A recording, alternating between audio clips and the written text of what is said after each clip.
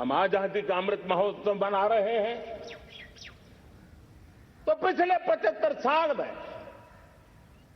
देश के लिए जीने मरने वाले, देश की सुरक्षा करने वाले,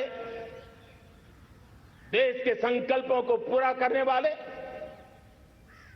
चाहे सेना के जवान हो, पुलिस के कर्मी हो, शासन में बैठे हुए ब्यूरोक्रेट्स हो, जनप्रतिनिधि हो, स्थानीय स्वराज की संस्थाओं के शासक प्रशासक रहे हो, राज्यों के शासक प्रशासक रहे हो, केंद्र के शासक प्रशासक रहे हो,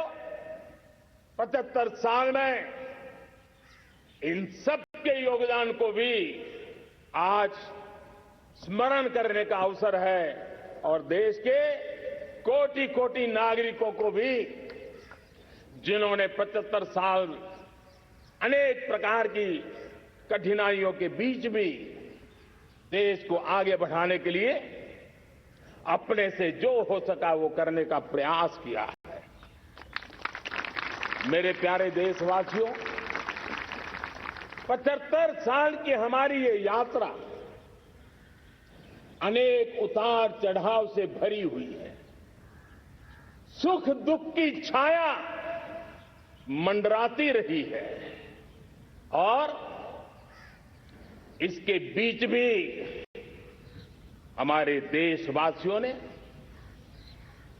उपलब्धियां की है, पुरुषार्थ किया है, हार नहीं मानी है, संकल्पों को ओझल नहीं होने दिया है। और इसलिए, और ये भी सच्चाई है कि सैकड़ों सालों के गुलामी के कालखंड ने भारत के मन को, भारत के मानवीय की भावनाओं को गहरे घाव किए थे, गहरी चोटें पहुंचाई थी, लेकिन उसके भीतर एक जिद भी थी, एक जिजीविषा भी थी, एक जुनून भी था, एक जोम भी था। और उसके कारण अभावों के बीच में भी, उपहास के बीच में भी, और जब आजादी का जंग अंतिम चरण में था तो देश को डराने के लिए, निराश करने के लिए, हताश करने के लिए सारे उपाय किए गए थे। अगर आजादी आई, अंग्रेज चले जाएंगे तो देश टूट जाएगा, बिखर जाएंगे, लोग अंदर अंदर लड़ करके मर जाएंगे, कुछ नहीं बचेगा, अंधकार युग में भारत चला जाएगा। न जाने क्या क्या आशंकाएं व्यक्त की गई थी, लेकिन उनको पता नहीं था ये हिंदुस्तान की मिट्टी है। इस मिट्टी में वो सामर्थ्य है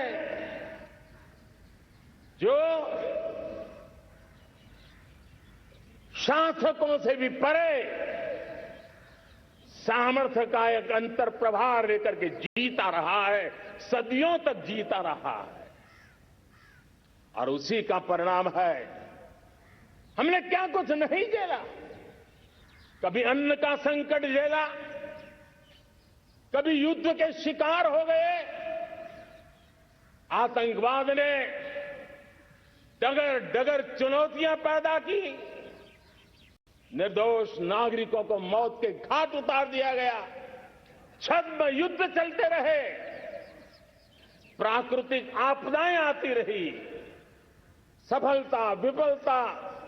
आशा निराशा, न जाने कितने पड़ाव आए हैं। लेकिन इन पड़ाव के बीच भी भारत आगे बढ़ता रहा। भारत की विविधता, जो औरों को भारत के लिए बोझ लगती थी, वो भारत की विविधता ही भारत की एक अनमोल शक्ति है, शक्ति का एक अटूट प्रवाह है।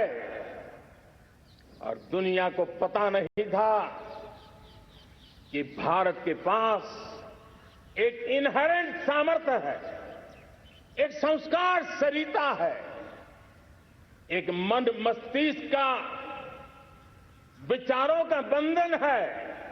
और वो है भारत लोकतंत्र की जननी है, मदर ऑफ डेमोक्रेसी है। और जिनके जहन में लोकतंत्र होता है वे जब संकल्प करके चल पड़ते हैं वो सामर्थ्य दुनिया की बड़ी बड़ी सल्तनतों के लिए भी